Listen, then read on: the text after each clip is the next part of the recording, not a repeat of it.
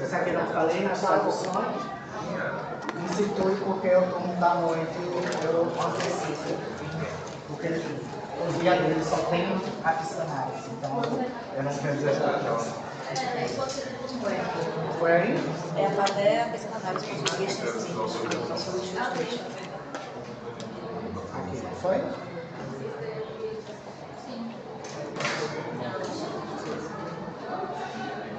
Bom dia. Bom dia. Como é que vocês estão? Animados do feriado? Com certeza.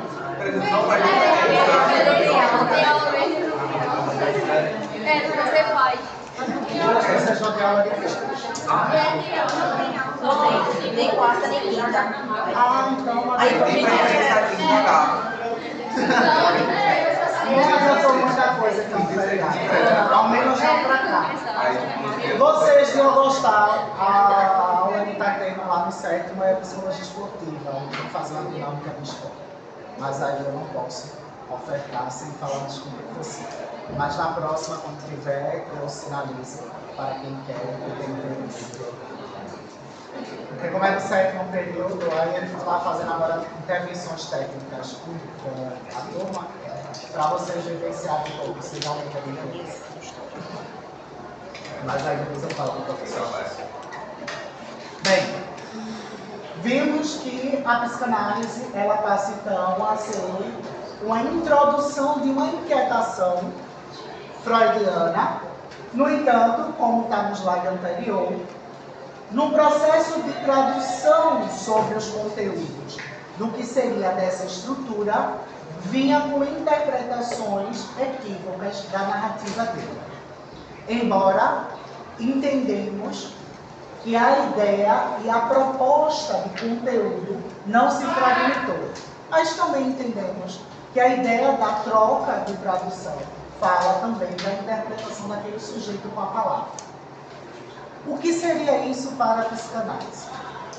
Quando ele fala que o inconsciente é um lugar na qual tudo que o sujeito se relaciona com uma angústia fica lá, ele foi inquietando-se a partir, como a gente viu, da hipnose e de outros estudiosos que estavam ali falando dos cuidados da histérica. Movimento esse que convidou a ele entender que a associação livre era uma técnica para acessar o inconsciente. Agora, eu perguntei, acredito aqui a vocês, o que seria a palavra associação livre, não foi? Sim. Nessa perspectiva de que a associação livre, ela na sua tradução significa invasão, invadir a ordem psíquica do outro. Como é que fazemos essa invasão? Eu lembro que eu li um livro, que até foi Marcelino que passou, período passado, que é Teorias da Personalidade, e eles falam que a associação livre era feita, o paciente ele sentava no divã e o terapeuta ele perguntava, fazia uma palavra e o paciente respondia com o que viesse na cabeça primeiro. E isso dizia muito sobre o que estava no inconsciente dele, né? Perfeito. Mas por que esse fenômeno ele acontece? Porque é o que a pessoa associou conscientemente, o que o inconsciente era. Mas o que seria essa ordem associativa? Por exemplo, está chovendo ou não está chovendo? Está mais sol ou está menos sol? Alguém após aqui vai trabalhar? No trabalho de vocês, a faculdade interfere? Se eu largar aqui de 1 hora, interfere? Tem gente lá atrás dizendo que não.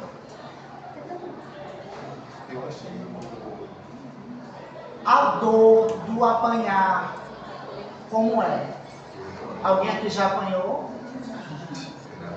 Como é essa dor?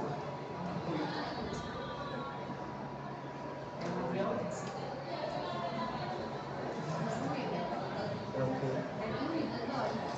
Dói. Como é a sensação do apanhar?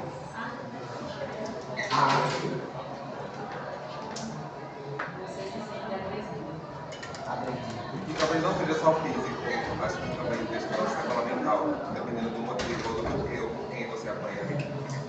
E aí veja, para cada um aqui, a sensação ela vai ser única. Porque estamos falando de uma vivência, de uma linguagem. Por isso que na perspectiva psicanalítica lacaniana, ele traz a ideia simbólica do significante e do significado. Porque a fala, ela vem por um símbolo, e esse símbolo, ele vem muito da vivência do outro. Se você não tem experiência com esse fenômeno, você não vai saber fazer uma narrativa de vivência, mas sim uma narrativa outra. Como é estar na França? Como é a França? Mas o que é que tem na França? Só a Torre Eiffel? Museu do Louvre. Essa narrativa, ela está vindo de que ordem princípio? Isso é o quê? Vocês estão o quê? Consciente. Só que a partir dessa narrativa de consciência, porque vocês estão dando elementos daquilo que vocês vivenciam, que estão aí fresco na memória de vocês, porque vocês estão associando de uma forma muito rápida as lembranças. França também é o símbolo. Não tem uma outra linguagem. Agora, se a gente for cavucar uma outra pergunta, porque agora vamos questionar. Seus pais têm condição de levar você para a viagem? Não. E aí começam as perguntas invasivas. Porque a gente vai convidar aquele sujeito a falar da sua relação com esse lugar. Seus pais não levaram para viajar? E vai perguntando. E a associação livre não é mais, ou não necessita de palavras apenas. Mas convidar o sujeito a um resgate que convida ele a uma associação livre. Eu disse, que bom, você fala tanto em viagem, e aí eu posso usar um mecanismo de justiça. Porque você fala tanto em viagem que eu pensei que você estava falando da vista da Europa. Aí eu creio que ele ou ri, ou ele não ri, e vai para o inconsciente dele, porque a viagem pode ter elemento doloroso para esse processo. E aí, se há dor, há conteúdos, mesmo que ele associe esse fenômeno a uma outra dor. Pode não ter nada com viagem, mas pode ter algo associativo a esse fenômeno. Porque se eu coloco, invado e pergunto a relação dele enquanto figura paterna e materna, vou lembrar da infância, né? E aí convida esse sujeito a uma vivência que, se tiver importância, ele vai associar. E aí a associação, ela começa a existir. Porque agora o sujeito ele fica à vontade de falar daquele sofrimento. Porque achamos uma porta para invadir o seu inconsciente. Seria uma associação. Isso. Porque se eu pego dessa viagem, que ele nunca fez na infância, e perguntar, então você deve ser um ótimo pai. Você deve proporcionar a viagem aos seus filhos. Se ele tiver demanda trabalhista e demanda financeira, ele faz viagem? Não. Se ele for um médico que dá plantão para manter o luxo dos filhos, ele também não faz. Logo, ele vai associar uma outra demanda possível. Mas eu dou dinheiro para eles viajarem. E aqueles que não fazem. E aí cada um vai trazendo o seu conteúdo desse lugar que a gente invadiu. Agora, o que é que a psicanálise demanda dessa escutativa? Qual é agora a função do analista quando ele consegue invadir?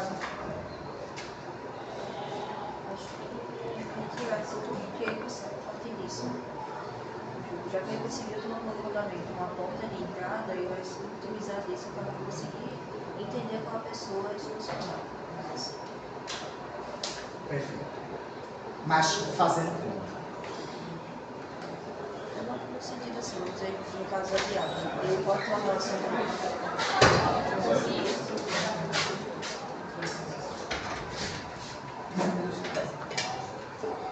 Olha a resistência, minha gente. Leia o João. Sua análise está perfeita. Eu acho que, assim, como é que ele poderia fazer isso, certo? Ele, como assim, cada cara que vamos dizer, ele perguntar uma viagem e ele já conseguiu entrar naquele. Eu acho que ele vai começar a colocar para a pessoa refletir sobre isso. E como ela pode, vamos dizer assim, conseguir bater de frente.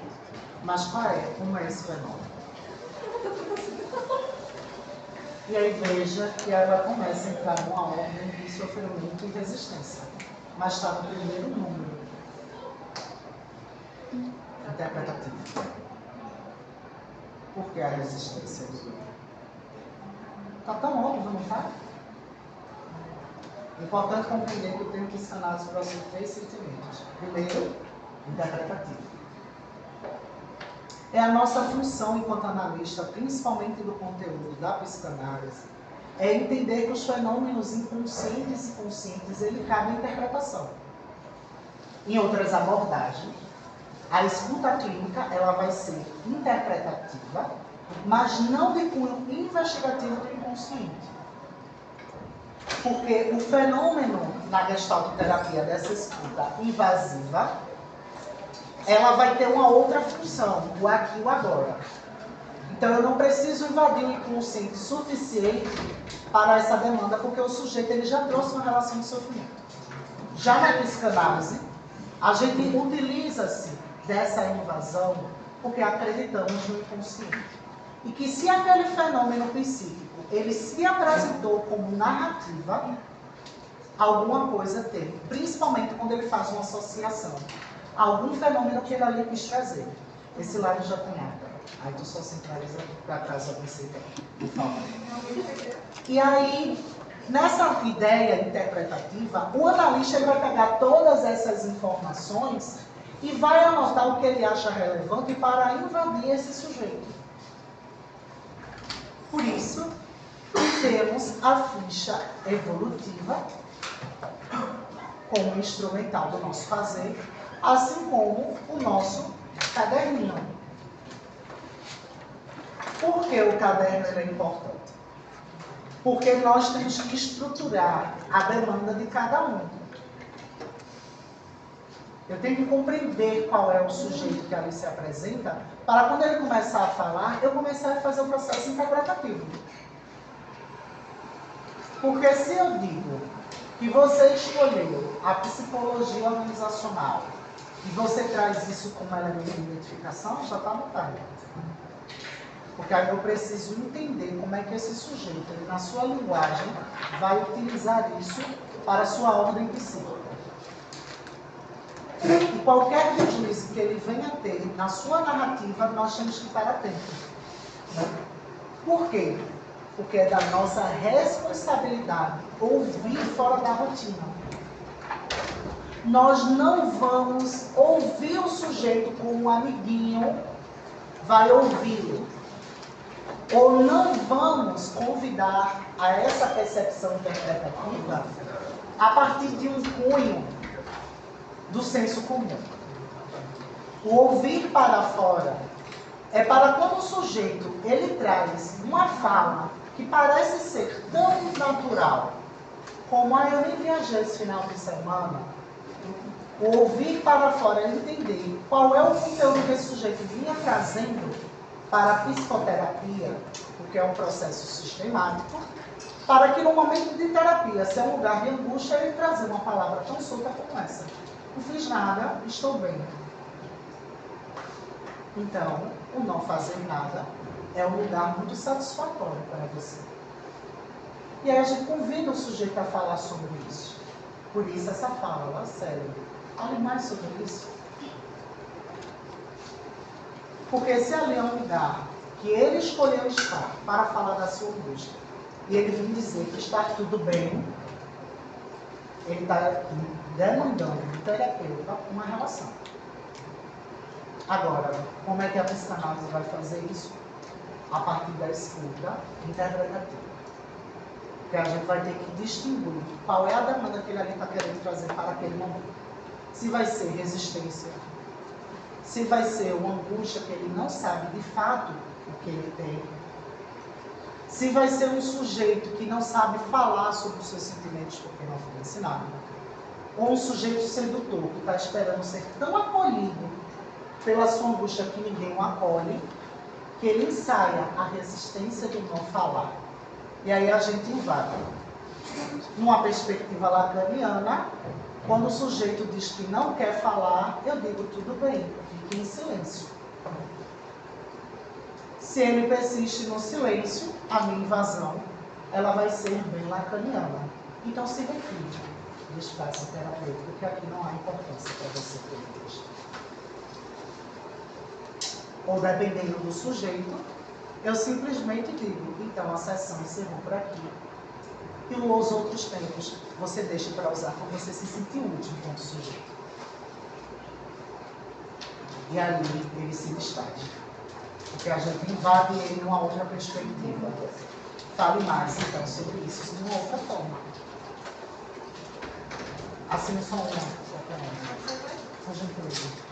Ou dar continuidade no espaço abaixo. E aí a gente vai convidando esse sujeito a se desarmar do processo terapêutico. Porque uma pessoa me diz que paga a minha sessão ou a de qualquer profissional para dizer que está tudo bem, ele já mostrou que não está.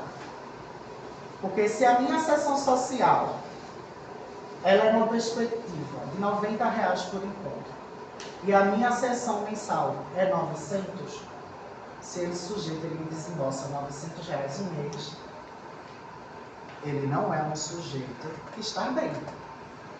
Ele está investindo na saúde mental. E aí a gente invade a partir dessa perspectiva. Qual é o investimento que você está fazendo no seu processo terapêutico? Porque eu não estou me importando com o valor da sua sessão. E aí a gente retira ele do lugar para colocar ele como analisando, porque a gente vai ouvir ele de fora. Porque muitas das vezes, principalmente a pessoa que tem condição financeira, ela paga para se sentir útil achando que a gente necessita do processo. E aí quando a gente quebra ele terapeuticamente, invadindo de uma outra forma, eu vou lhe dar alta terapêutica. Porque o seu estar aqui está vindo com tais pautas. E você está apenas pagando. Eu não demando do seu financeiro. Foi você que decidiu investir na sua saúde mental. Se você acha que você pode pagar por estar aqui, que bom. Mas aqui é um lugar de cuidado de saúde mental.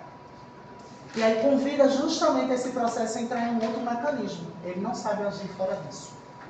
E aí a gente invade mais uma vez. Porque agora vamos convidar a ele falar sobre isso. Porque ele ensaiou o pagamento e não deu para a terapia. Temos pacientes que passam 2, 3 meses, vai uma e falta. E continua pagando. E isso muitas das vezes é um ensaio terapêutico, justamente por essa necessidade de demanda de corte. Porque aí a gente vai ter que começar a investigar, porque uma pessoa se sente confortável em ficar pagando uma terapia e não vem. E aí ele vai ter que ver que ele não é tão útil financeiramente, principalmente para o terapeuta. E aí a gente corta o sujeito, como diz Lacan, barrando, para que ele possa agora abrir a sua demanda inconsciente. Porque talvez ele não saiba o motivo do porquê ele está ensaiando esse pagamento.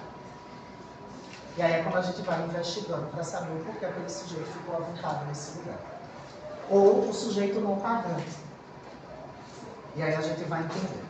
Então, a psicanálise ela vai passar agora a ter uma perspectiva de tratamento psicológico, ou psicoterapia analítica, que é o mais conhecido. Tá? E aí vocês vão ver que na perspectiva analítica vai ter a junguiana, vai ter outras análises que vão estar ali naquele processo. E o método que produz, ou a teoria psicanalítica. São nomenclaturas que vocês vão ver, que vão possuir na psicanálise enquanto estrutura de linguagem. A permissividade das palavras vezes a luminosidade do espírito é justamente esse lugar de convidar o sujeito, a partir das palavras, a acessar o seu inconsciente. Esse exemplo é o SIC. Você sabe o que é SIC, né? SIC é uma abreviação de uma fala do outro.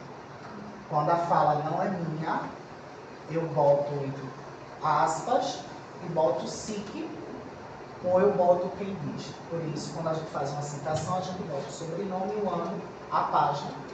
Quando é na perspectiva evolutiva, quando a gente está fazendo a nossa ficha de evolução, ou a gente vai fazer uma apresentação de reportes de falas, a gente bota SIC, porque quem falou não fui eu estou reproduzindo fala.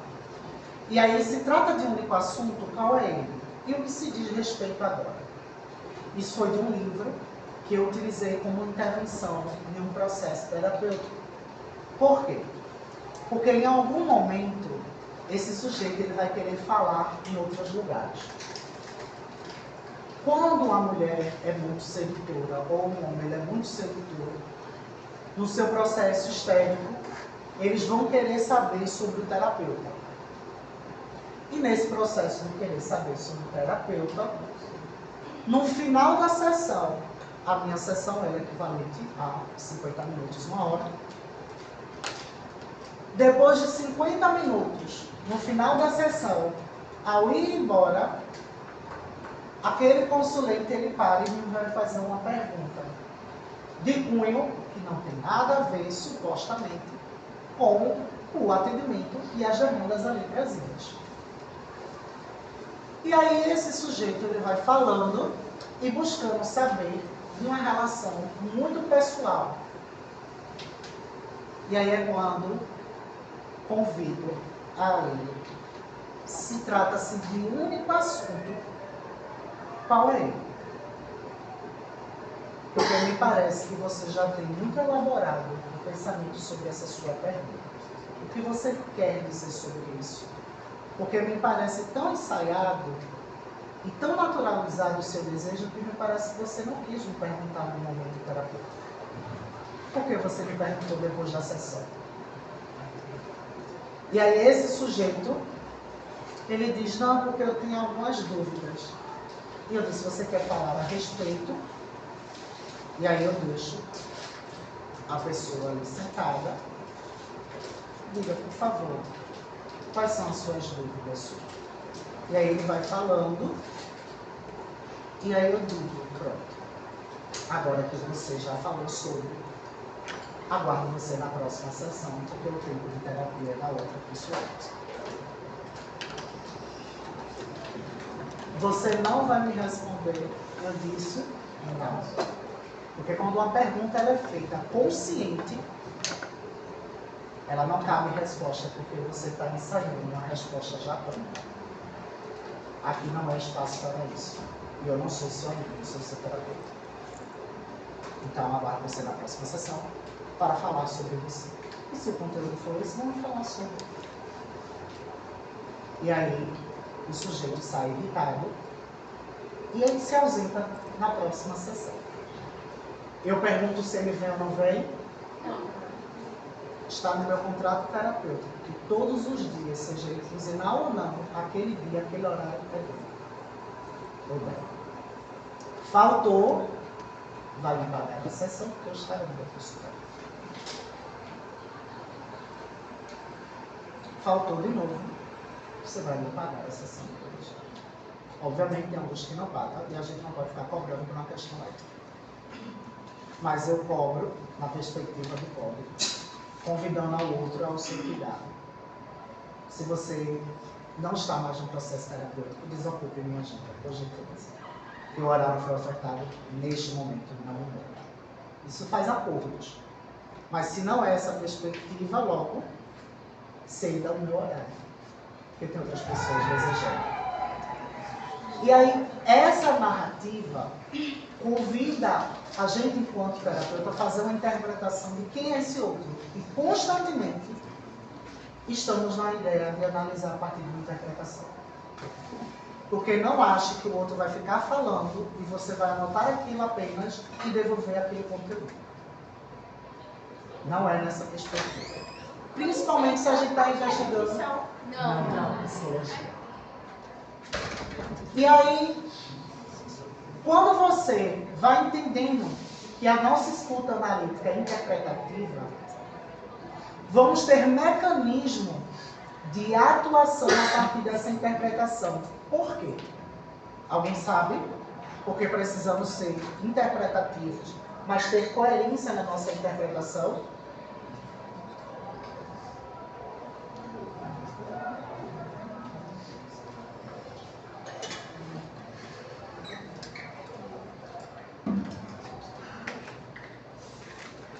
Leiam os slides, que a resposta pode ser elaborada a partir dos conteúdos que eles estão.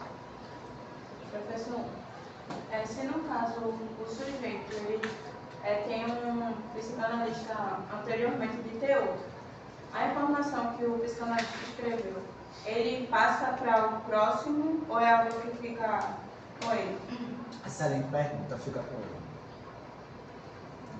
Só se eu tiver alguma implicação de hipótese e querer entrar em contato, eu ainda sei, não é obrigado a me dar. Por quê? Porque cada analista tem sua perspectiva interpretativa única. Ah, mas eu não vou sair do meu terapeuta porque eu vou falar tudo de novo.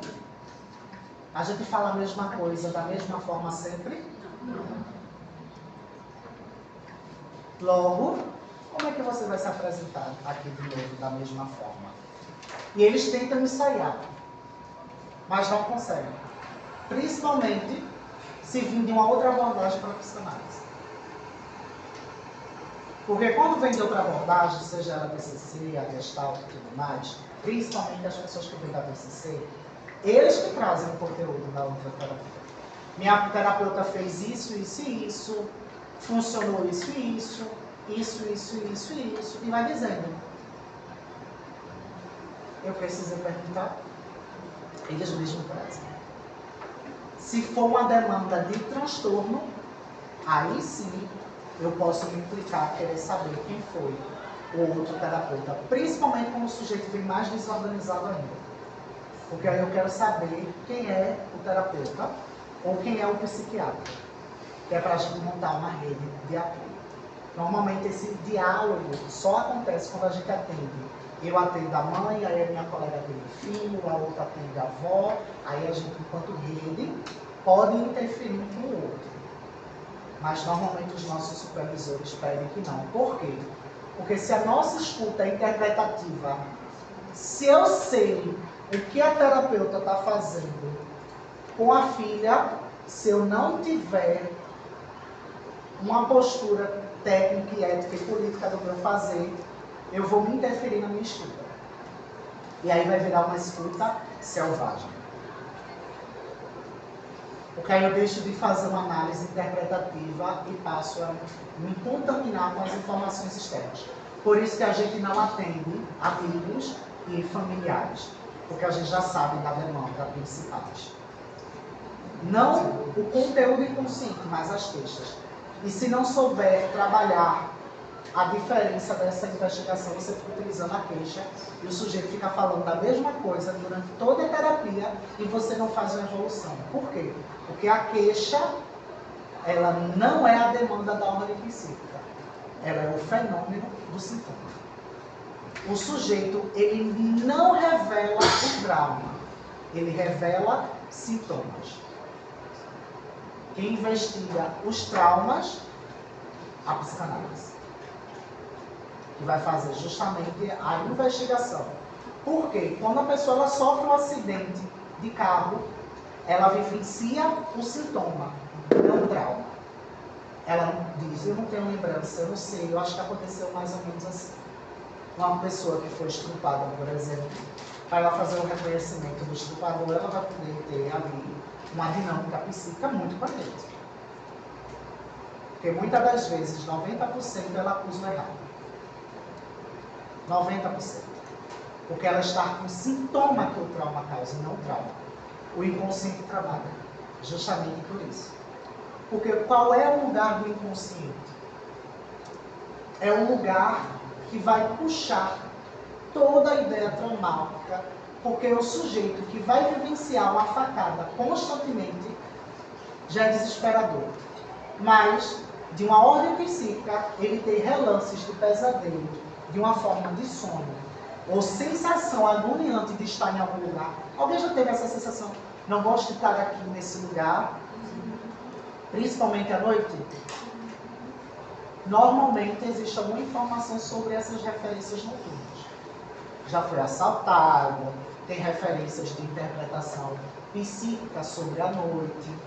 Sai aqui na Nassau, na ponte do Benfica, ou aqui na Praça do Verbo de noite. Se você não passa ligeiro, grupo. Mas por quê? Porque a codificação de informação em linguagem é que a noite tem assalto e perigos. E essas informações, ela convida a ordem psíquica a ter muitas elaborações. Porque agora o inconsciente, ele vai ter informações para mecanismos de defesas. E aí é por isso que a gente não precisa buscar. Porque aquele sujeito, ele pode vir apresentar novas queixas, e se normalmente ele trocou, ou porque o outro terapeuta invadiu demais e ele não suportou, ou porque o outro não invadiu e ele conseguiu manipular a terapia. Como o paciente que eu tenho, que foi dado um diagnóstico de psicótico, só que há uma grande diferença entre a ideia do psicótico e de uma pessoa de QI elevado. Ela é sedutora. E a sedução do psicótico, ela não é estabilizadora, porque ela é psicossomática. Ele tem alucinações, ele tem sensações corporais, ele não usa o corpo, porque o corpo dele está em depreciação. Já uma pessoa com QI elevado, ela é tão tomada de cognitivo que ela seduz e utiliza isso. E aí esse consulente, ele veio de outra, porque o QI dele é super elevado. E aí ele vem com sedução para o processo terapêutico. Mas aí ele está comigo 2 anos, porque aí eu coloco ele no lugar de inferioridade sempre.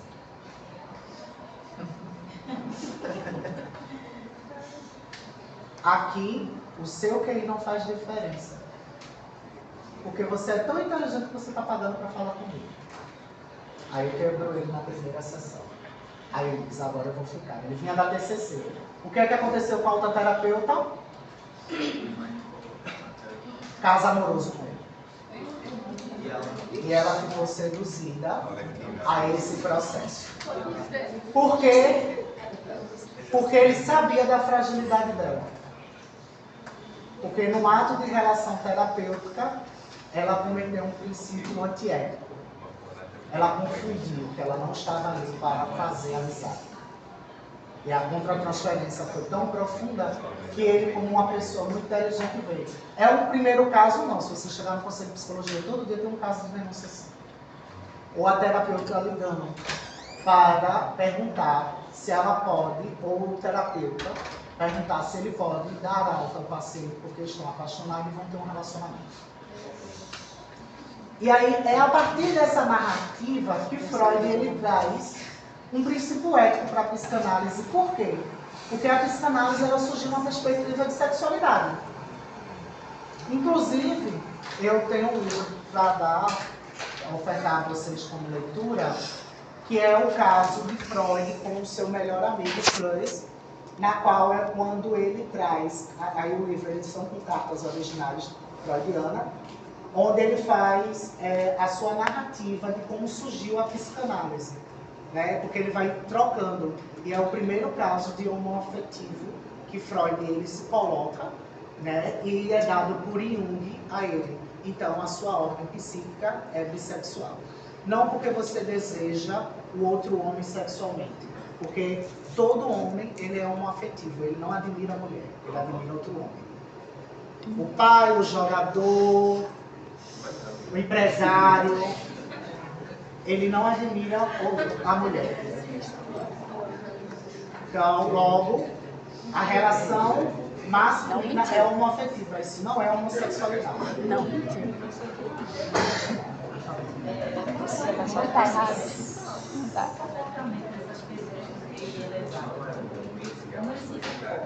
Isso vai de acordo com cada sujeito. O sujeito extremamente, ele entra na mania. Ele é impaciente, não pode ser psicótico. Só que a diferença é que ele não foge da realidade. Mas ele fica extremamente ansioso, irritado, agoniado, fala rápido, vai se interagindo com o meio de uma forma acelerada. Por quê? Ele criou prazer em ser inteligente. E se isso vir uma perspectiva potencializadora, pode ser confundida com a psicose, porque ele entra num transtorno de personalidade narcísica. O perverso, por exemplo, a diferença é que o QI dele é extremamente elevado, mas a ordem psíquica do perverso, ele não libera hormônio de felicidade das emoções. Logo, ele não sente angústia, e nem raiva, e nem medo, e nem outro sentimento com a sua relação humana. Ele falseia, ele finge que chora, ele finge que está preocupado. E normalmente são pessoas que estão em extremo poder. É que nem um pedófilo. Mas quando, partindo dessa premissa que o senhor falou, diz que ele não libera o hormônio da felicidade, porque basicamente está sendo. Isso. Mas quando se envia um caso dele praticar uma parafilia, ele com aquilo ele não sente o prazer, serotonina não é liberada. E aí o processo psíquico ele é interessante, não todo. Porque não é só um hormônio que libera prazer. A dopamina, por exemplo, a noradrenalina. E aí, um inibe e o outro potencializa. Por isso os psicofármacos para eles são potencializador de serotonina e inibidor de dopamina. Porque o fato do hormônio da felicidade existir não quer dizer que ela está em felicidade, não, pai. Dá a sensação, mas não dá o estímulo do prazer. Por isso que ela é associada a outro mecanismo dopaminérgico. Porque ela sozinha, no caso, precisa da noradrenalina. Porque sem adrenalina você pode estar feliz, mas você não impulsiona o depressivo.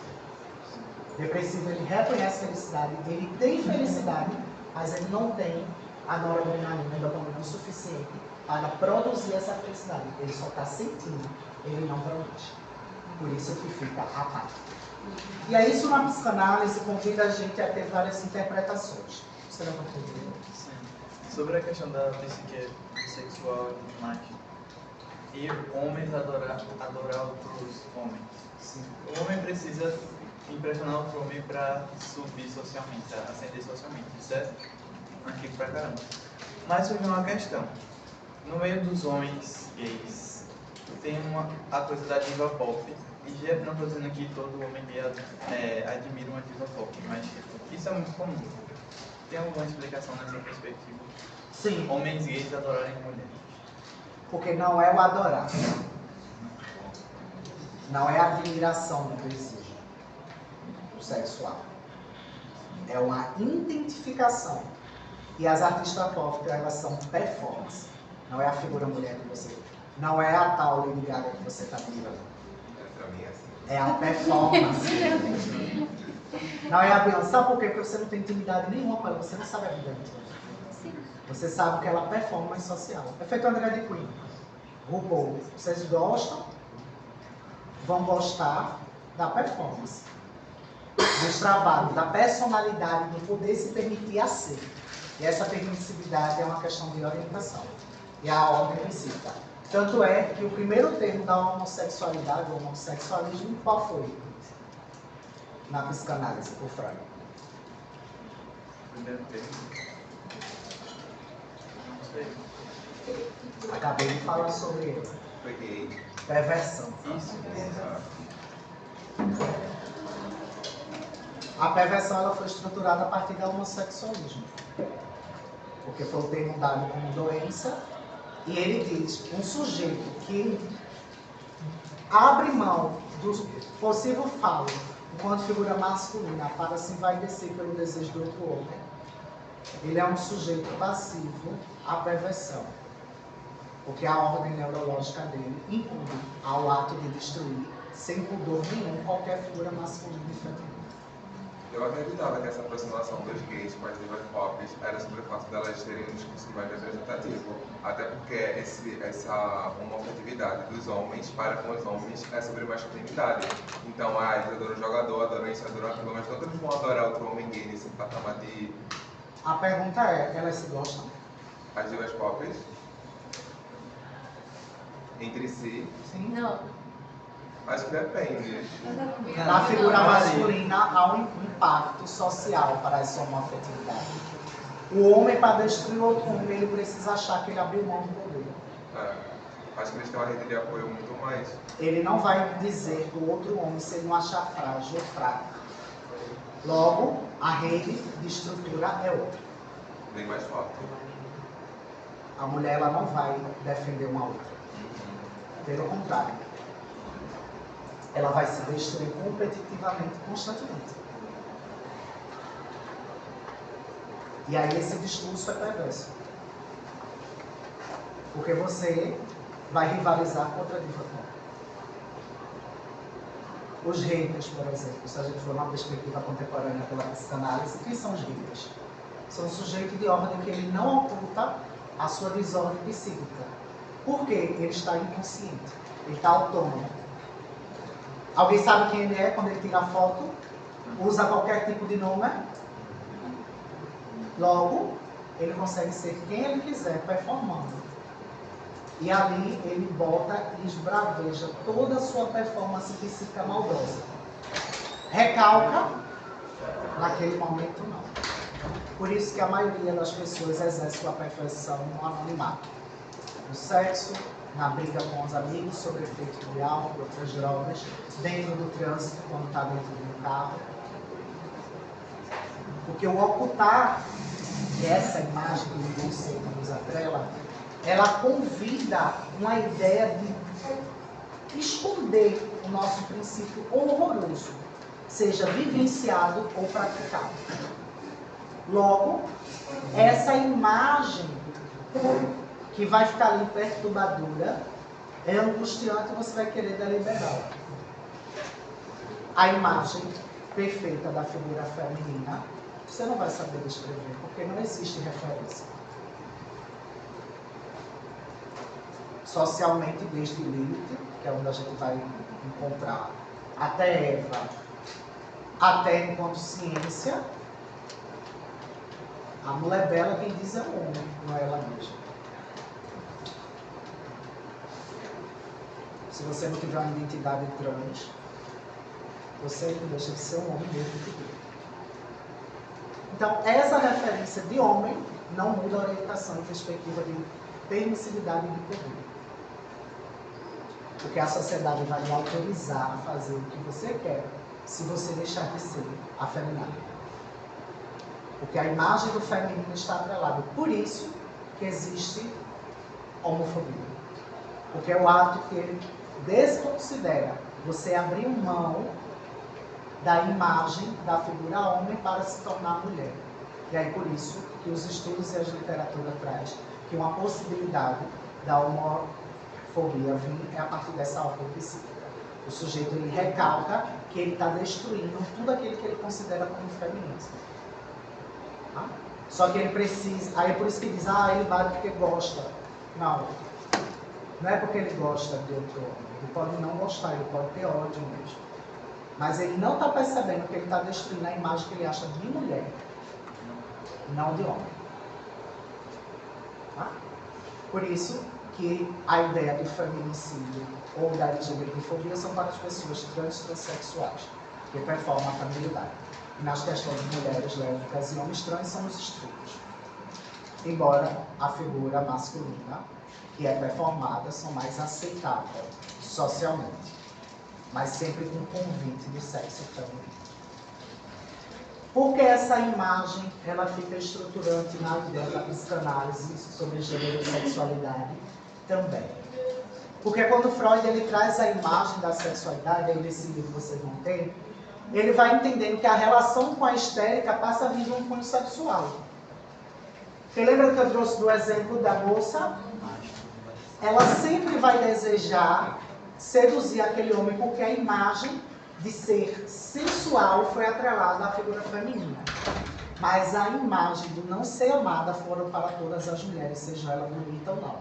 Logo, essa imagem convidou aquela mulher a utilizar o que ela considera como importante, a sedução sexual.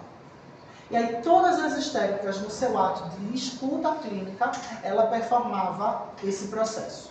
Inclusive, lá no livro vocês vão ver que tinha uma das consulentes que era atendida por Burke e outras, que ele prescreveu um remédio. Porque quando a gente falou do hospital de Charcot, que era para as histéricas, ele cuidava de mulheres com gravidez psicológica, mulheres que não engravidavam, mulher que não tinha prazer com homem, mulheres, e toda a histeria em volta do quê? Sexualidade. Qual era o remédio prescrito para essa paciente que Freud indicou para o seu supervisor Blocher? Alguém sabe qual foi a prescrição médica que ele fez? Porque ela não estava conseguindo engravidar. E toda vez quando ela tinha crise histérica, ela menstruava. O que é que vocês acham que ele prescreveu para ela? Placebo. É o quê? Placebo. Não. O pênis do marido ereto. Foi a prescrição que ele fez. O médico, com prescrição, ele falou que o pênis dele não tinha problema anatômico nenhum e que ele não tinha problema nenhum. E que ele encomendou o pênis dele ereto para a mulher transar com ele, por isso que ela não estava engravidando. E aí vocês vão percebendo que a história do corpo feminino, principalmente da histérica, ficou muito hipersexualizante por conta disso. Porque a figura masculina ela estava ali trazendo uma imagem do corpo feminino com as mulheres que não queriam dar prazer. Porque se a gente for fazer uma análise interpretativa, embora aqui para muitos selvagens, todas as histéricas elas mostram uma conduta de sedução a partir do não querer engravidar, do não querer ter essa relação com o filho quando nasce. A ideia do não transar com seus maridos. A ideia de não suportar a convívio com a mãe. E aí a rivalidade feminina. É por isso que precisa ser discutida uma perspectiva de gênero e sexualidade.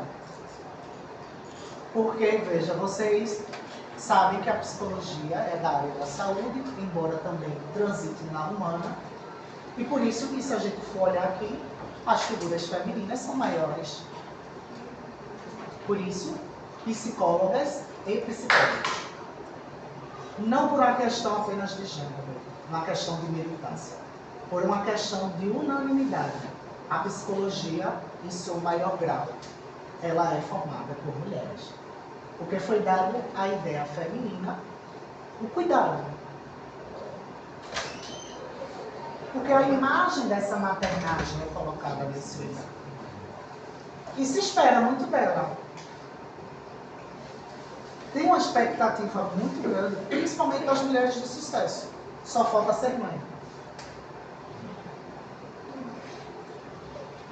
Só isso para você ser a mulher. E aí essa imagem de sexualidade histérica convidou a Freud a trazer um processo hierárquico na questão ética do fazer psicanálise. Porque não podemos ter relações com os nossos pacientes. Parece óbvio, né? Mas, naquela época, passou a vir a ser necessária essa narrativa. Hoje em dia parece ser muito mais. Porque é o impulso da relação humana que é que somos desejos. Então, para que nós possamos ser analistas, vamos ter que entender que vamos deixar de ser humano, deixar de ter emoções, mas o que é que vamos fazer para exercer essa relação?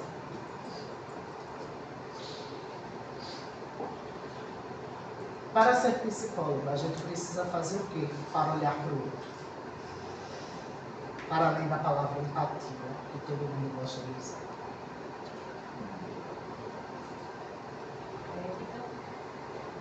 E a ética, ela sustenta a partir de qual perspectiva? Porque a ética e a moralidade, ela é acordos e construções. Para que possamos ter uma relação de analista, precisamos ter uma ideia interpretativa, mas uma ideia interpretativa numa atenção flutuante. Alguém imagina que seja a palavra atenção flutuante?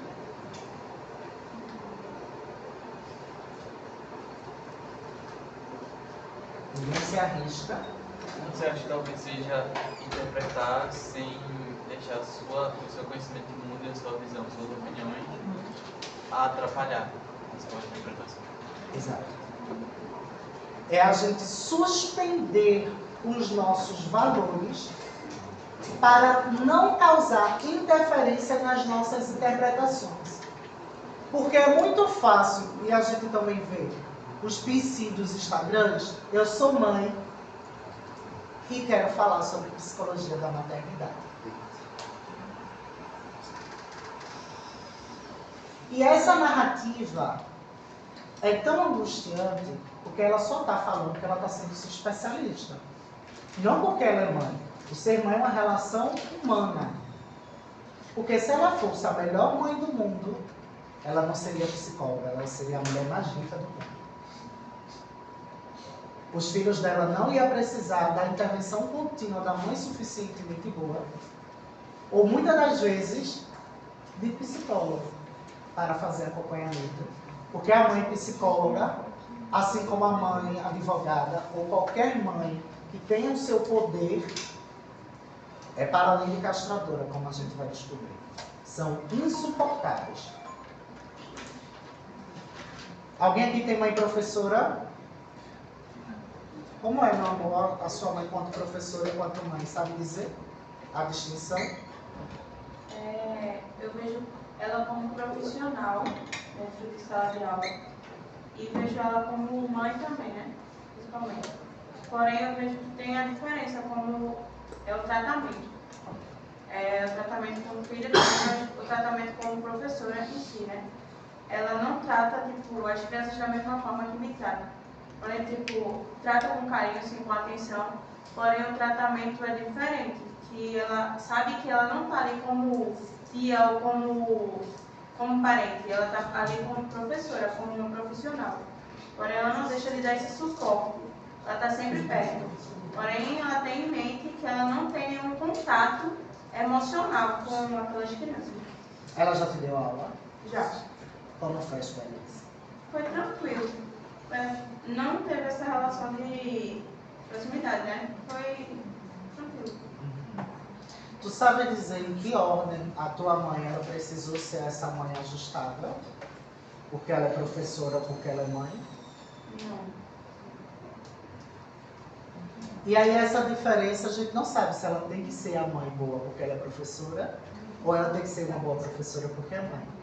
Porque somos sujeito biopsicossocial. Nós não conseguimos nos retirar. Mas no fazer ética, ela realmente não pode tratar o outro como os seus filhos porque não é o papel dela. Então não há nada de surpreendente. E esse ensaio é muito complicado. Porque realmente a pessoa ela tem que ter a atenção flutuante de saber suspender. Que ela não está ali para maternar. Embora o processo de maternagem, às vezes, é ensinamento. Mas não é o mesmo lugar. Enquanto terapeuta, ficar nesse mesmo contexto.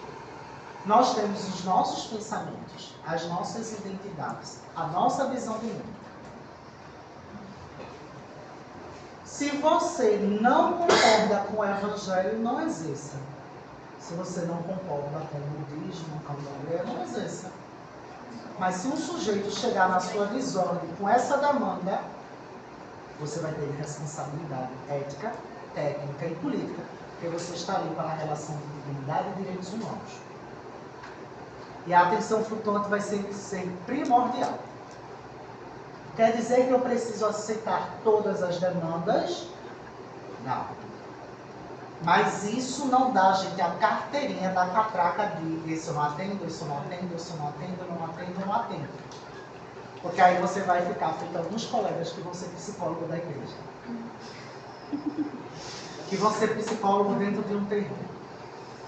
Que vão ser psicólogo dentro de casa. E não é essa a nossa função. Embora sejamos psicologias e temos várias áreas de atuação, não é dentro de uma igreja o nosso fazer psíquico. Porque isso não é psicologia espiritual. Isso são os seus dogmas. E se você tem projetos interventivos sociais para a religião, ok. Mas não porque você é evangélico. Então essa perspectiva, ela precisa ser compreendida, porque senão a nossa interpretação, além de vir selvagem, A nossa escuta vai ser: alguém aqui escutaria uma pessoa que está ali acabando de narrar que cometeu um homicídio? Ou que vai abortar, ou que estrupou, ou que foi estrupada, ou que acabou de descobrir que a família faleceu, ou que descobriu que está com um tipo de doença? Porque se você não for, você não vai escutar o humano, você vai escutar o que você gosta de ouvir. Isso é conversa de amigos.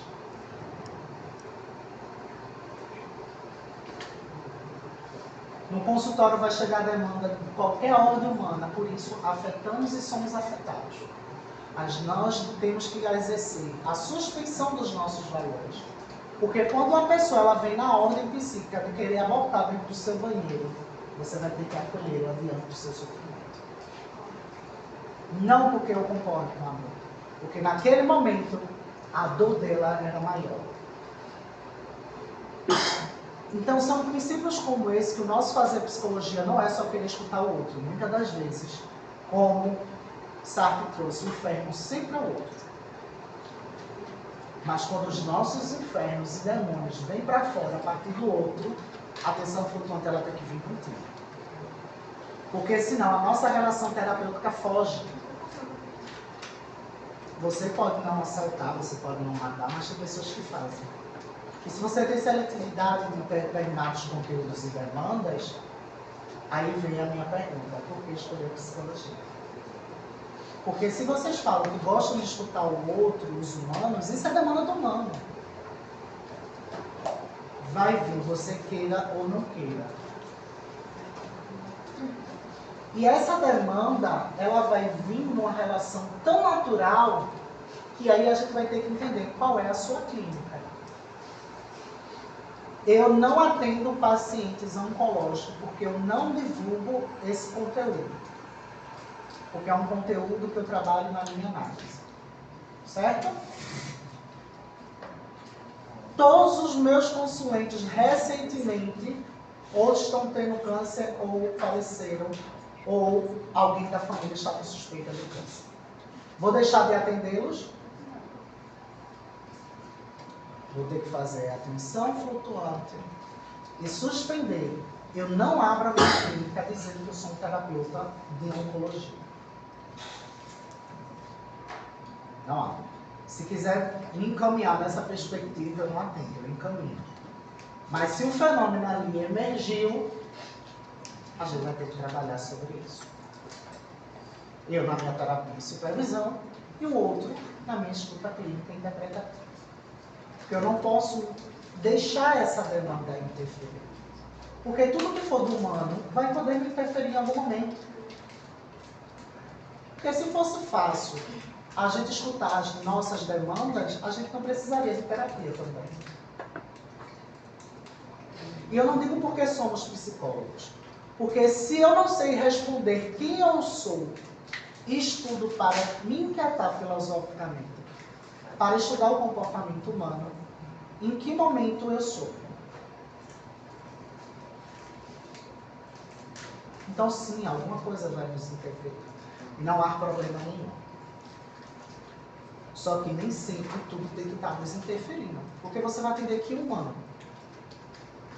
Então a atenção flutuante ela é uma estratégia técnica para que nós façamos essa análise de, eita, esse conteúdo me atravessa. Estagiei no sistema prisional, no meu segundo, terceiro período até o final. Então eu tive o privilégio de estagiar em 3 lugares. E aí, o que é que acontecia com? Quando eu me formei, as pessoas consideraram que eu tinha técnicas e habilidade para atender pessoas de vulnerabilidade social com essa temática. Passaram a me encaminhar quem? Pessoas do sistema prisional que estão em ressocialização. Me dizendo, nem ache que os coleguinhas, quando faz encaminhamento, vai lhe dizer todo o caso clínico, porque não deve. Ou quando alguém vai lhe encaminhar, vai dizer, algumas senhorinhas e alguns senhorinhos, quando vão fazer encaminhamento, são maravilhosos. Porque eles vão invadindo o espaço do outro para depois, olha, tem uma pessoa que está assim, eu tenho um neto assim, tem uma vizinha que é assim, que é assim, que é assim, e aí eles vão ficar investigando em estudo da vida do outro, principalmente quando são vizinhos. Pegar encaminhamento de pessoas idosas é maravilhoso, porque ele já vem com toda a demanda do paciente, aí eu preciso, nem precisa, já vem. Ou aquelas pessoas que são dispostas ao diálogo porque se acham psicólogas. Aí ela diz tudo porque acha que você vai intervir a partir daí. Os nossos colegas psicólogos não vão dizer demanda porque está ali para acreditar que você é psicólogo. Uma coisa é eu ser especialista em políticas públicas de crianças e adolescentes. Ser especialista hospitalar. Ser especialista em psicoterapia infantil. Aí essa demanda já está posta porque eu me coloco como especialista. Mas o fato de só atender criança significa que se um idoso me procurar eu não vou atender? Não. Não posso. Porque temos um código de ética que nos priva a não atender o outro. Mesmo que eu não seja o psicoterapeuta que vai dar continuidade, mas o acolhimento daquela demanda eu tenho que exercer. Então, suspender os nossos valores vão vir, porque quando vocês estiverem na clínica escola, vocês vão ver que vão ligar assim.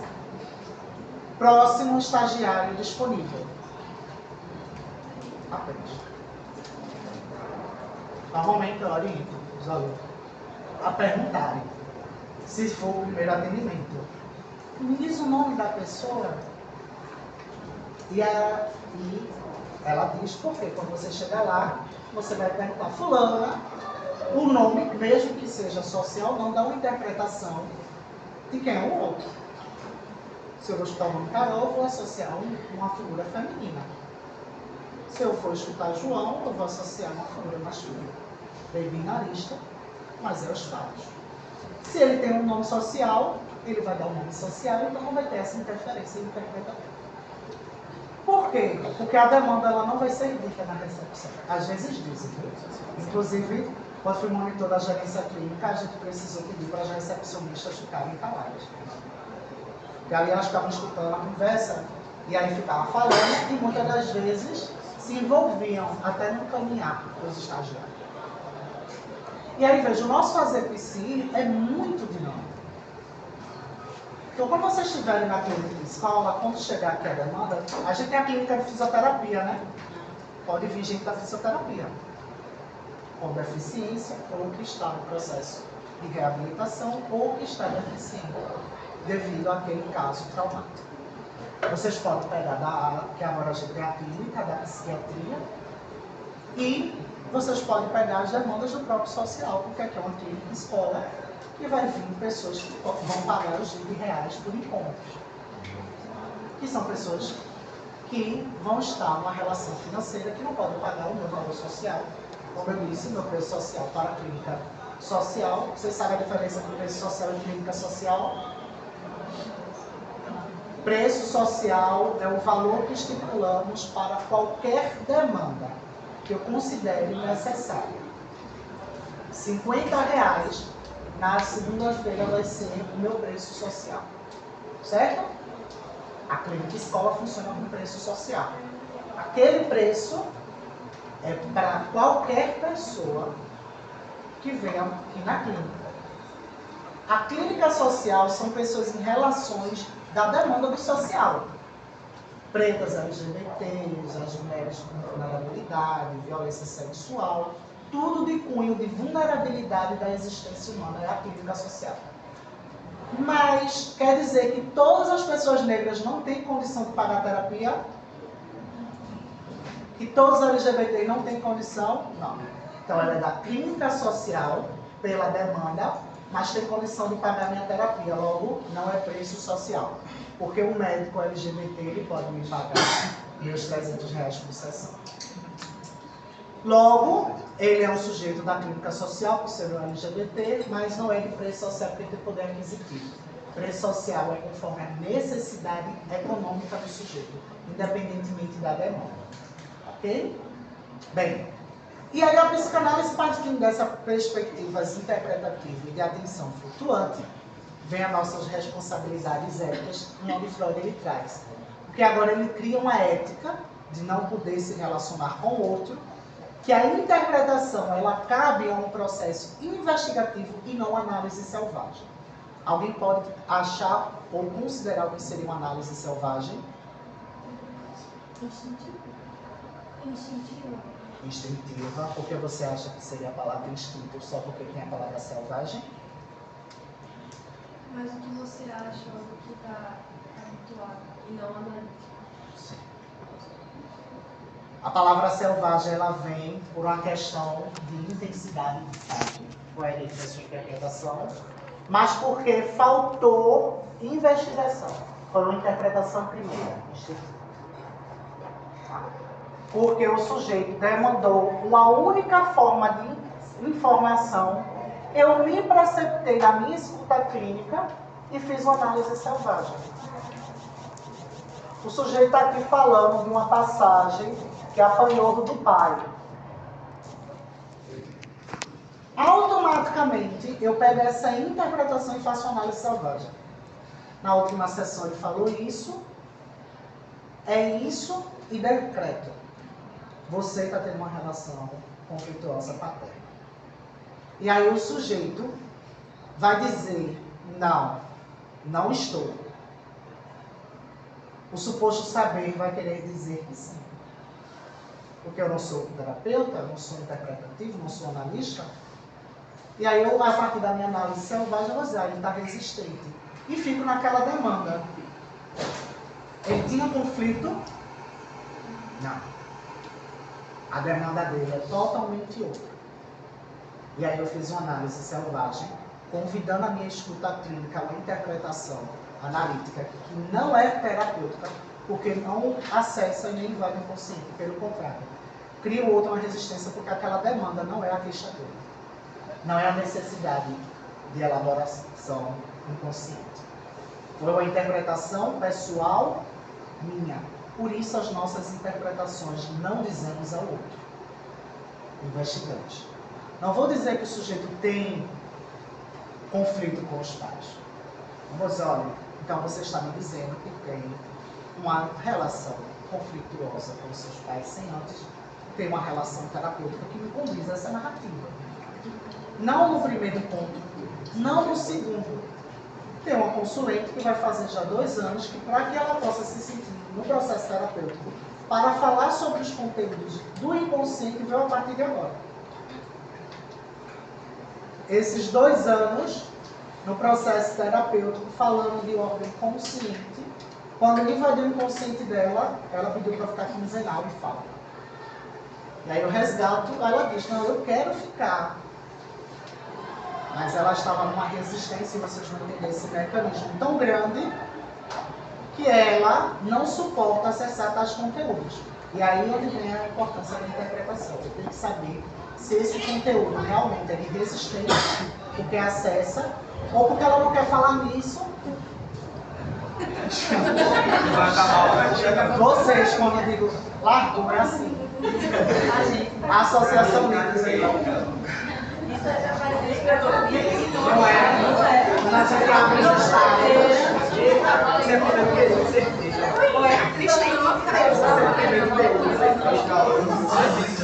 Vamos nos acolher nessa situação.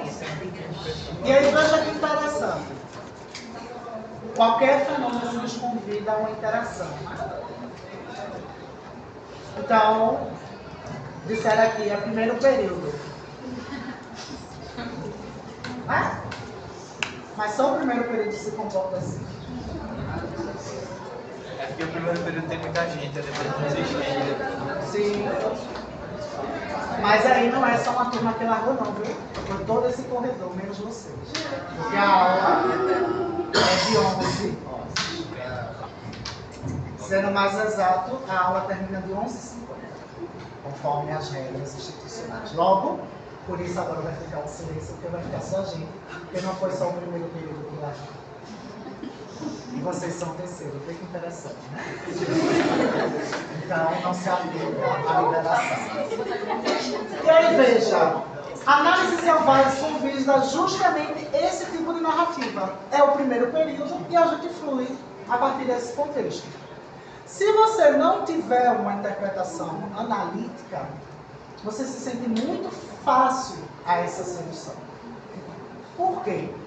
Porque a gente tem uma ferramenta de trabalho que é a escuta. Só que, quando nós nos dizemos ser psicólogos, parece que somos adivinhos e responsáveis por tratar do outro. Me diga o que é que eu sou.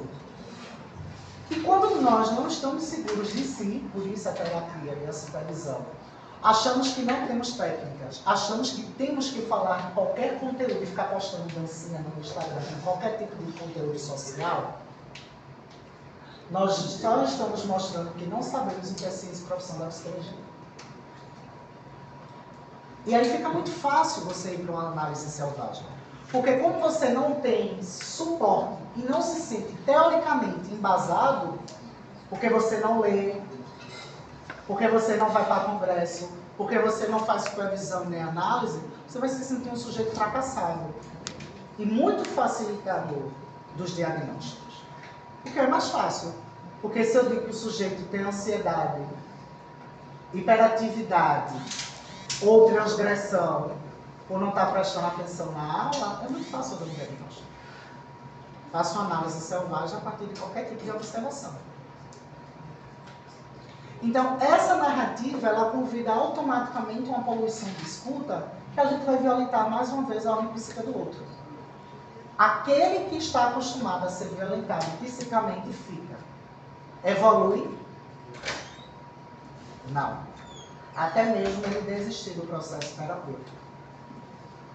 E aqueles que não estão acostumados, eles vão resistir ao processo terapêutico. E aí a gente vai ter que saber entender se somos nós ou outro. E aí vem mais uma vez a relação interpretativa. Quem está prejudicado ou prejudicando nessa relação? É o analista ou o analisador? A gente não vai saber responder se eu não souber entender de que ordem é o fenômeno. Porque se sou eu que estou interferindo na minha escuta crítica, feito muitas psicólogas e psicólogos da cura LGBT. Da psicóloga que falou para uma criança que ela não estava sofrendo racismo, que era porque ela era levada. E por isso que as pessoas não queriam ficar com ela. E aí essa terapeuta, ela convidou a escuta clínica dela em várias instâncias. Selvagem e violentadora dos direitos humanos. Porque aí foi preciso a gente montar um congresso racial, um Conselho Federal de Psicologia, para poder agora termos denúncias raciais. Porque um profissional que faz uma análise selvagem e violenta uma criança dizendo que ela não está sofrendo racismo, que ela está sofrendo porque ela é uma criança rebelde, essa pessoa ela não é ética, técnica e nem política da ciência e profissão da psicologia. Ela é uma pessoa fabricadora de diagnóstico dos seus conceitos morais e que não exerce a ética nem da sua abordagem e nem da própria ciência e profissão. É só você abrir agora o Conselho Federal de Psicologia e ficar assistindo. Vocês vão ver várias denúncias. Se vocês quiserem participar, tem as comissões temáticas no Conselho de Psicologia, que aí vocês vão ter a experiência, mesmo que voluntária, de exercer a ciência e profissão, que aí vocês vão ver que no processo de fiscalização, porque o papel do Conselho de Psicologia é regulamentar, orientar e fiscalizar a categoria para proteger o psicólogo. Não. Quem protege o psicólogo é o sindicato na questão trabalhista e a sua ideia de terapia, supervisão e especialização. O Conselho ele orienta, fiscaliza e regulamenta o nosso fazer, para que nós não colocamos em risco a vida do outro. Porque lembra da sessão terapêutica que eu simulei aqui, quando eu trouxe a aluna para vir aqui e mandar ela de volta? E se eu faço isso com os conteúdos psíquicos dela, agora sabendo que a mãe dela é professora? E se eu quiser invadir de uma forma violenta a alma psíquica dela, eu posso convidar ela a achar que ela tem conflito materno. Basta saber como ela vem para o meu processo terapêutico com essa demanda. E aí é para além da análise selvagem, é uma violência psíquica. Por isso que nós não analisamos o outro sem nenhum critério teórico e técnico. Porque a análise selvagem é muito fácil. Agora todo mundo sabe que a mãe dela é professora.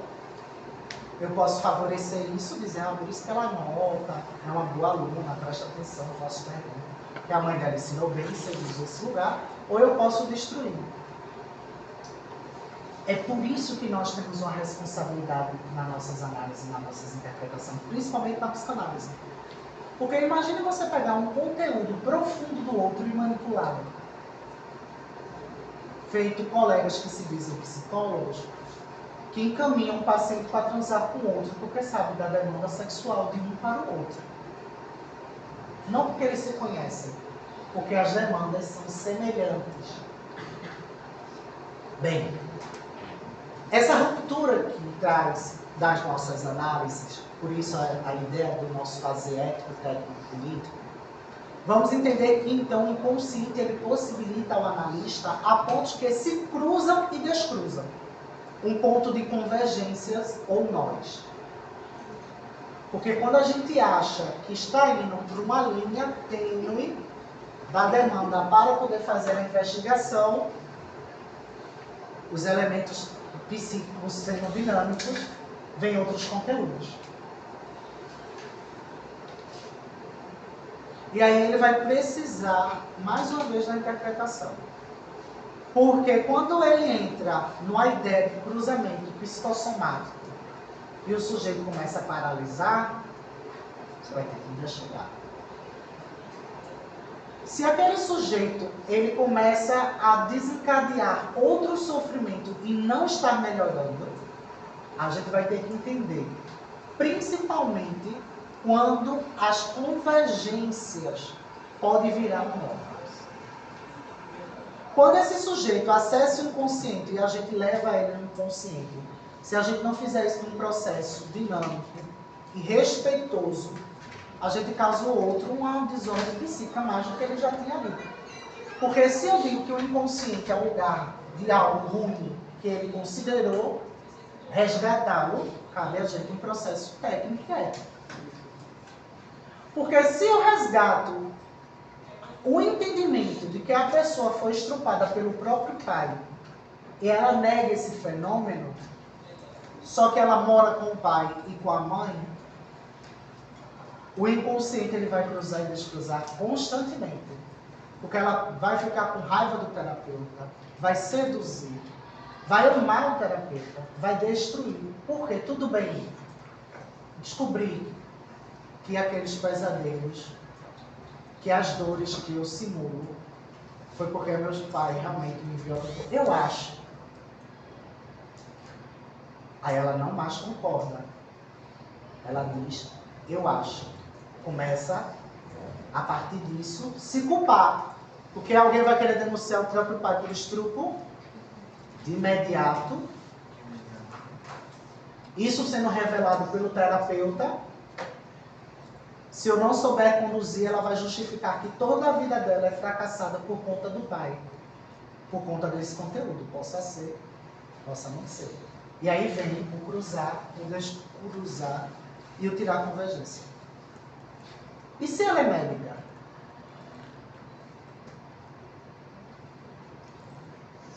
Onde é que está o fracasso? Socialmente dito.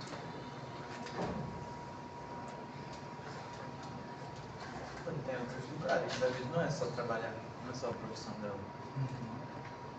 Logo, a gente vai ter que convidá-la a entender a ordem da sua relação consigo e com o mundo. Aonde foi que isso convidou ela à afetação psíquica? O que é ser médica? Se existe ou não essa desordem? O relacionamento amoroso, se ela quer ou não quer ser mãe. E o que é que isso diz a respeito do ela querer ser?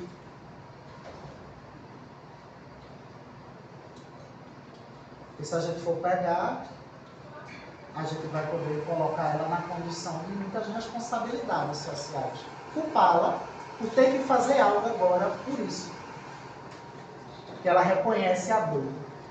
Se ela está negando, ela pode em algum momento não querer ser a pessoa que vai gozar do lugar de dizer que foi violentada. Ou pode vir a gozar desse lugar como algo muito importante. Xuxa fez uma denúncia, não fez? Ela não anunciou a violência sexual que ela foi vivenciando durante toda a sua trajetória? E aí, a partir disso, ela utiliza essa imagem. Ana Hickman usou a imagem da violência doméstica que ela sofreu para utilizar desse sofrimento uma estratégia, seja ela política, seja ela existencial. Porque agora ela vai se sentir no seu processo psíquico algo. Se é fortalecida, se é que não está abandonada, se não é que está errada. Quem deve dizer sou eu? É o outro. O outro vai me dizer, e a partir do dizer dele eu vou interpretar e convidar ele a uma reflexão a partir dessa interpretação. Estou percebendo que algumas caras e bocas são de pessoas que não estão assimilando o conteúdo porque chegaram atrasados.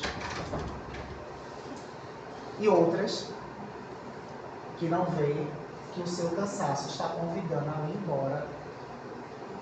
E aí eu convido o outro, ao desejar entender a importância da disciplina ou não no seu fazer psicologia. Quem tem que dar importância sou eu? A mesma coisa no recurso terapêutico. Eu não posso dizer que eu sou suficiente para o outro. Ele tem que ver esse processo.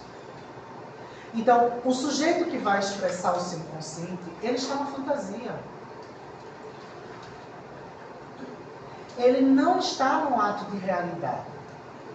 Porque se o inconsciente ele vai construir estratégia para você não vivenciar o trauma, que foi estuprada, ou que sofreu um acidente, ou uma agressão, e dá só o sintoma, a sensação de angústia, ele fantasia esse processo inconsciente a partir de várias instâncias. Porque quando eu estou chegando lá e estou entendendo isso, automaticamente eu recuo e vou elaborar. Porque como o nosso cérebro ele é perfeito, ele vai construir estratégias de sobrevivência do nosso sistema nervoso central. Ele vai dar uma relação de conforto para esse processo, para que nós possamos nos sentir seguros e protegidos enquanto existência, internamente, em relação externa. A ordem psíquica vem a partir dele. É um recalque. Oi? E aí vem o mecanismo, primeiro, a ser questionado, depois da associação livre. Como é que ele faz esse processo? E a partir do recalque, ele vai trazer justamente essa narrativa de, se ele leva, se eu estou falando que ele vai recalcar algo para esse lugar, os elementos utilizados para se manter na ordem psíquica ainda existem. Ele não deleta, nosso cérebro ele não é feito para exclusão. O cérebro ele só exclui quando ele se sente na necessidade da fuga da existência humana, ou pelos transtornos, ou por uma ideia degenerativa. Mas ele não é feito para deixar de ter funcionalidade. Nessa perspectiva de que se eu levo tudo para lá a partir do recalque, quando isso volta, vem a partir de que contexto? Fantasioso. Quando você sonha com algo, os seus sonhos são nítidos, alguém aqui tem essa relação de sonho nítido, todos os elementos se encaixam, tempo, pessoas, ações, informações.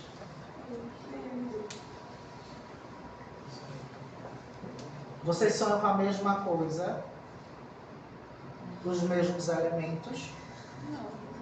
Porque a nossa ordem psíquica, sendo dinâmica, ele vai sempre encontrar no seu campo consciente e inconsciente simbolismo para retratar ou ocultar essa informação. Mesmo que ele não tenha informação ele vai fazer virar uma sombra. Eu não tenho imagem para representar sombra. Só em tudo escuro. Se você tem linguagem, você vai utilizar os elementos. Você vai utilizar uma porta, você vai utilizar uma cadeira. Não são elementos que estão na sua linguagem de vivência do mundo? Logo, a fantasia de montar. Alguém aqui já sonhou ter uma relação de correr e não ter caminhão? Para onde é que chega? E aí você vai ter que dar ordem psíquica para essa fantasia.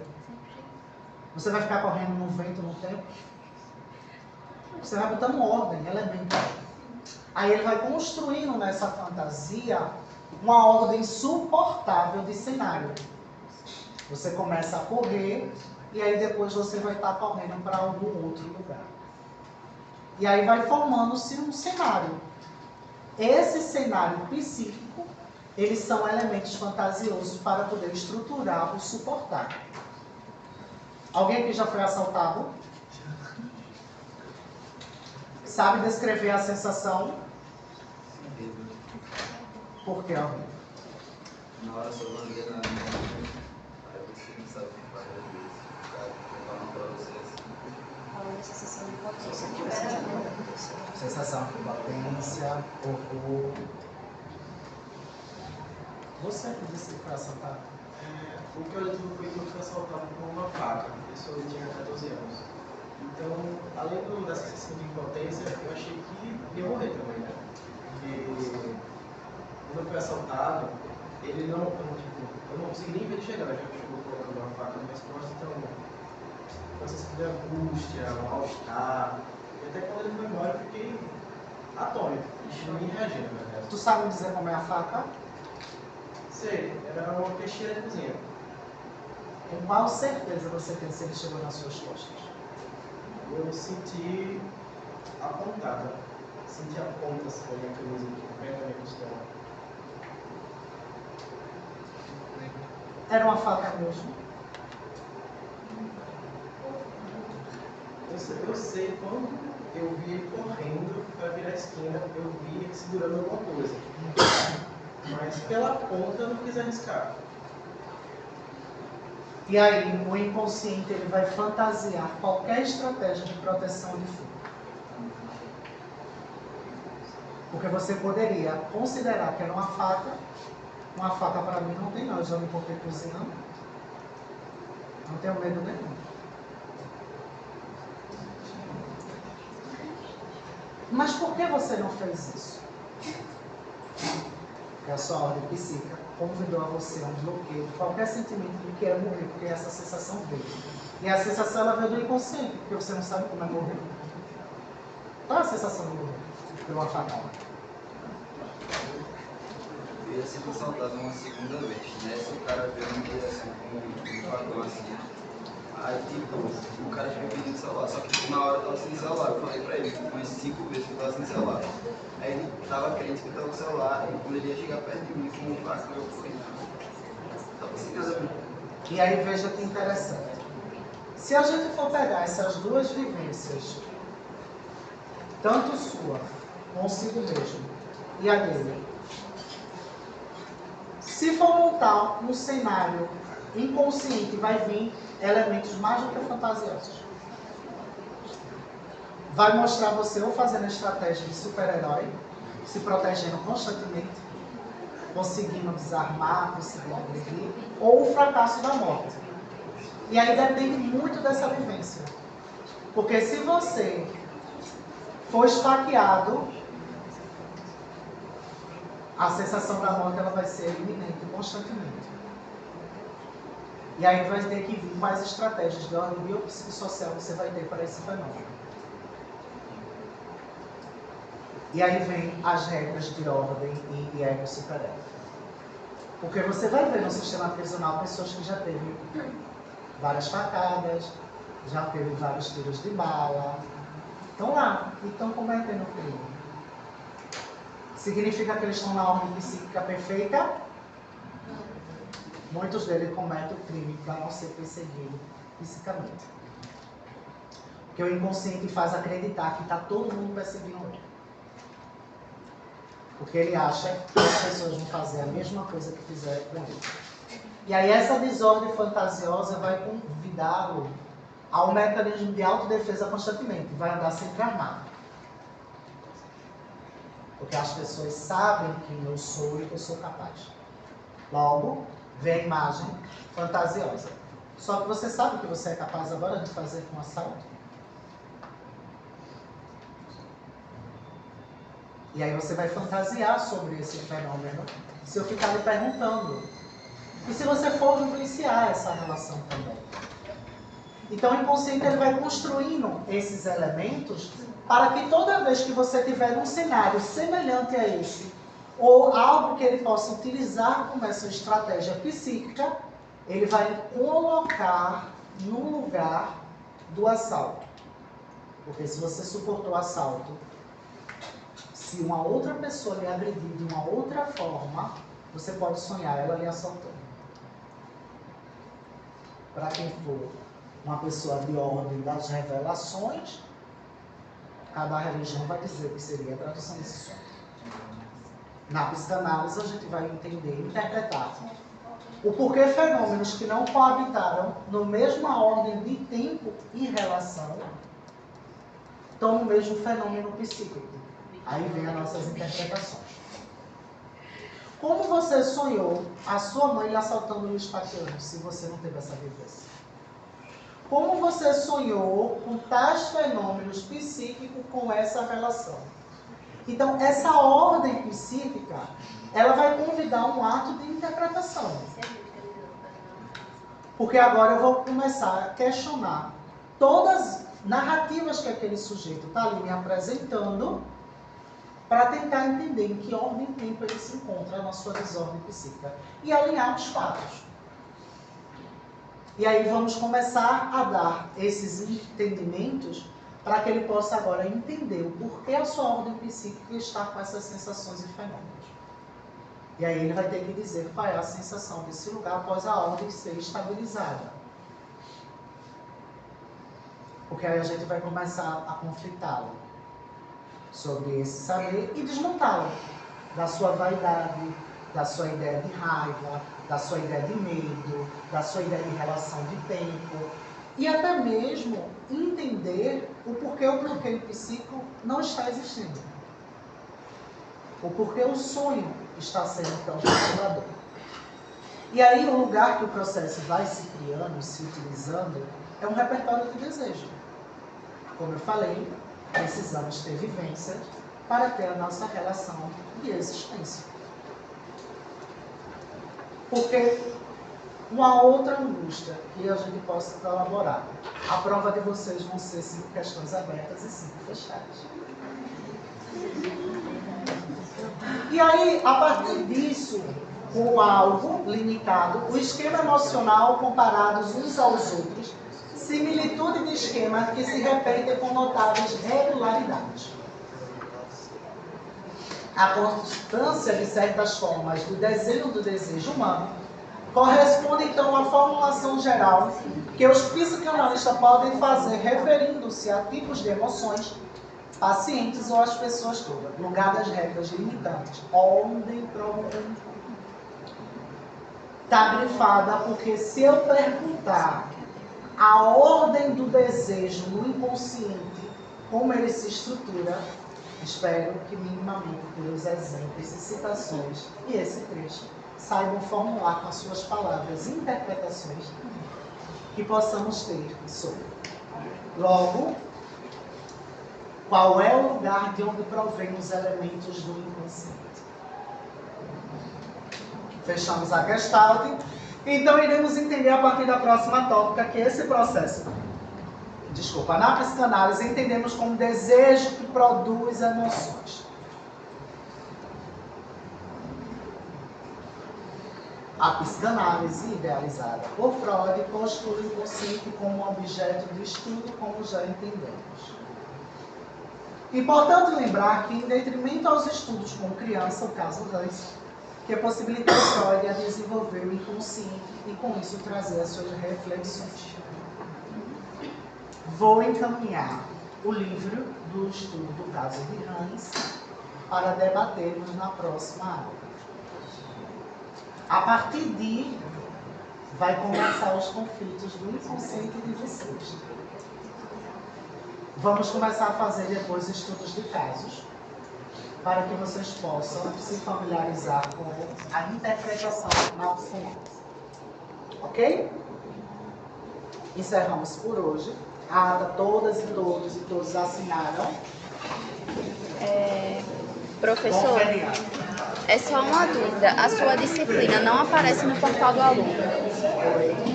Eu acho que está dentro do sistema, porque eu não estou conseguindo acessar o portal hoje. E aí eu vou mandar para a Renata agora o que é que está acontecendo. Porque desde o início, quando apareceu as disciplinas pra gente, a sua não aparecia. E também porque ela é única. Ela não está mostrando porque ela é online. Ela é vista. Aí posso ela está aparecendo. Como a gente está fazendo presencial, desde outro semestre, vocês têm aula notavelmente, que é o fundamentalista. Aí eu vou mandar para a representante. Para você saber que aí nesse dia eu não posso. Ok, tá certo. Obrigada. Mas eu vou falar em nada dessa situação. Tá certo.